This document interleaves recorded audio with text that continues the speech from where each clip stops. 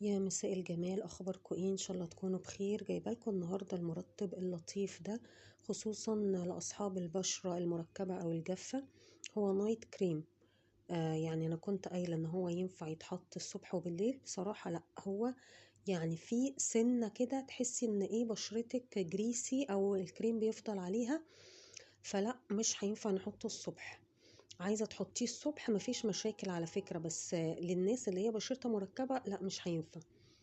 بالليل افضل، البشره بتستفاد منه بالليل وانتي نايمه.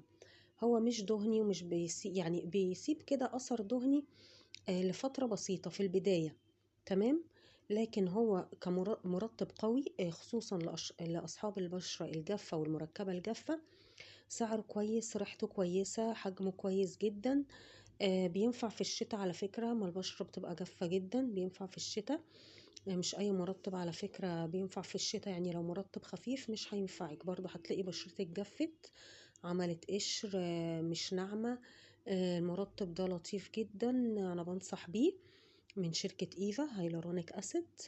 ده على فكرة لو في ناس لسه ما تعرفش، الهيلورونيك اسيد بيتحط تحت الكريم، يعني برضو مش هو ده الكريم الاساسي. الهيلورونيك بيتحط الاول وبعد كده الكريم. بس خلاص انا خلصت، ما تنسيش اللايك لو الفيديو عجبك، اكتبولي في الكومنتس محتاجين ايه. اشوفكم في فيديوهات تانية كتير، سلام عليكم.